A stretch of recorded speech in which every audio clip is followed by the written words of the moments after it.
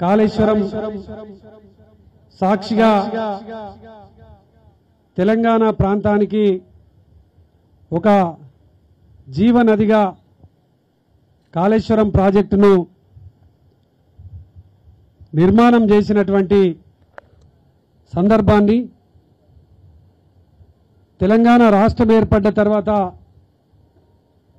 కేసీఆర్ గారు నీటితో తెలంగాణ రాష్ట్రంలో ఉన్నటువంటి ఏ ఒక్కరు కూడా ఇబ్బంది పడకూడదని మిషన్ కాకతీయ నుండి మిషన్ భగీరథ నుండి కాళేశ్వరం ప్రాజెక్టు ద్వారా ప్రతి ఇంటికి ప్రతి ఎకరానికి నీళ్లు అందించాలనేటువంటి సంకల్పంతో అపర భగీరథ ప్రయత్నం ఈ యొక్క కాళేశ్వరం ప్రాజెక్టు.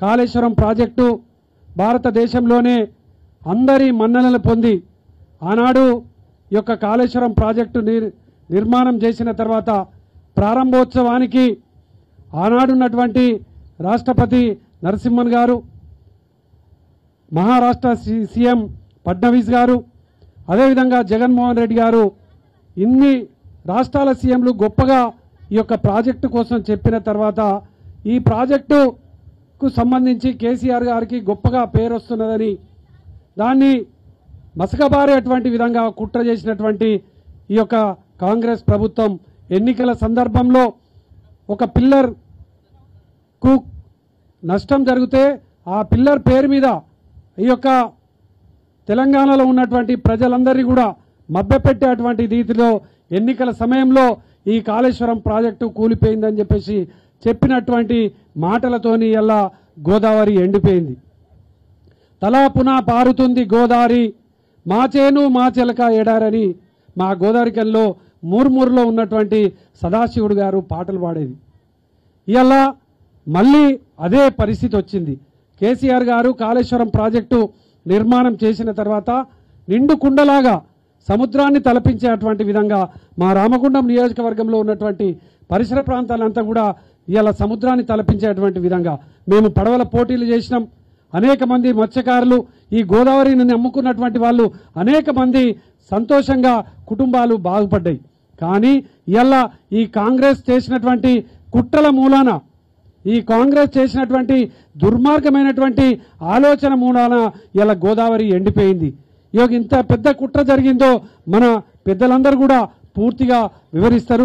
దీనికోసమే మేము ప్రత్యేకంగా గోదావరి ఎండిపోయినటువంటి గోదావరి నుండి 180 కిలోమీటర్లు కొండపోచమ్మ సాగర్ వరకు పాదయాత్రలో వెళ్ళి ఈ యొక్క తెలంగాణ రాష్ట్రంలో ఉన్నటువంటి ప్రతి ఒక్కరి కూడా ఈ కాళేశ్వరం ప్రాజెక్టు కోసం తెలవాలని ఒక పెద్ద పాదయాత్రను ఈ యొక్క ఎండాకాలంలోనే 6 రోజుల పాటు చేసినటువంటి సంగతిని కూడా ఈ సందర్భంగా గుర్తు చేస్తూ ఈ యొక్క రౌండ్ టేబుల్ సమావేశాన్ని గౌరవనీయులు మాజీ మంత్రివర్యులు మా గురువర్యులు కొప్పుల ఈశ్వరన్న గారు ఇంత గొప్పగా కేసీఆర్ గారు ప్రాజెక్టు నిర్మాణం చేస్తే ఎన్నికల సమయంలో గెలవాలనే ఆలోచన కొద్ది మాత్రమే ఈ ప్రాజెక్టును మసకబార్చేటువంటి విధంగా కుట్రలు జరిగినాయి. ఇవాళ ప్రజలందరూ కూడా పొలాలు ఎండిపోతున్నాయి, గోదావరి ఎండిపోతున్నది. దీన్ని టోటల్ తెలంగాణ వ్యాప్తంగా ప్రజలకు చెప్పాల్సినటువంటి అవసరం ఉన్నది. దీనికోసం ఒక కార్యాచరణ తీసుకోవాల్సినటువంటి అవసరం ఉన్నది.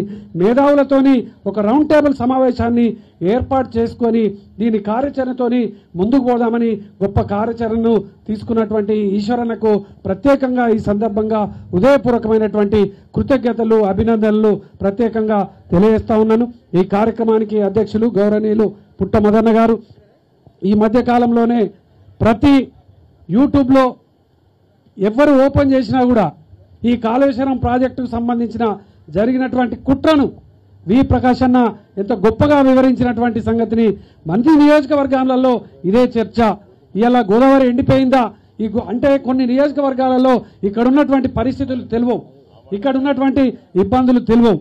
కానీ ఎటువంటి ఇబ్బందులన్నింటినీ కూడా వి ప్రకాష్ అన్న చాలా గొప్పగా ఇలా చెప్పిండు. కేసీఆర్ గారు ఈ ప్రాజెక్టును ఏ కోణంలో ఎందుకోసం సుదీర్ఘంగా ఎంత ముందు చూపుతోని ఈ ప్రాజెక్టు నిర్మాణం చేసిండనేటువంటి విషయాలను కూడా చెప్పినటువంటి గౌరవనీయులు వి ప్రకాష్ అన్నకు కూడా ప్రత్యేకమైనటువంటి కృతజ్ఞతలు ఈ సందర్భంగా తెలియజేస్తూ రాజకీయాలలో అనేక తెలుగుదేశం పార్టీలో కానీ అనేక సంవత్సరాలు సుదీర్ఘంగా రాజకీయ చరిత్ర కలిగినటువంటి మన గౌరవనీయులు మన మధుసూదనాచారి గారు మాకు ప్రత్యేకంగా ప్రతి విషయాన్ని కూడా ప్రజలకు పార్టీ నాయకులకు క్షుణ్ణంగా అర్థమయ్యేటువంటి రీతిలో పూసగుచ్చినటువంటి చెప్పేటువంటి మన మధుసూదనాచారి సార్ గారికి ప్రత్యేకమైనటువంటి కృతజ్ఞతలు ఈ సందర్భంగా తెలియజేస్తూ, అదేవిధంగా మా గురుస్వామి గారు విద్యాసాగరరావు గారికి, అదేవిధంగా దివాకర్ రావు గారికి, అదేవిధంగా మా చిన్నన్నకు, అదేవిధంగా సుమన్ పక్షాన వచ్చినటువంటి డాక్టర్ రాజా రమేష్ అన్న గారికి ప్రత్యేకమైనటువంటి కృతజ్ఞతలు ఈ సందర్భంగా తెలియజేస్తూ,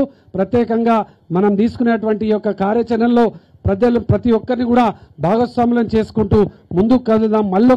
మరి ఒక ఉద్యమం, తెలంగాణ ఉద్యమం ఏ విధంగా అయితే ముందుకు నడిచిందో మళ్ళీ నీళ్ల కోసం కాళేశ్వరం ప్రాజెక్టును మళ్ళీ పునరుద్ధరించి నీళ్లు ఆపేటువంటి విధంగా, నీళ్లు ఆపేంత వరకు మన ఉద్యమ కార్యాచరణకు ముందుకు నడిపిద్దామని ప్రత్యేకంగా తెలియజేస్తూ ఈ అవకాశం ఇచ్చిన మన మదన్నకు కృతజ్ఞత తెలియజేస్తూ ముగిస్తా ఉన్నాను.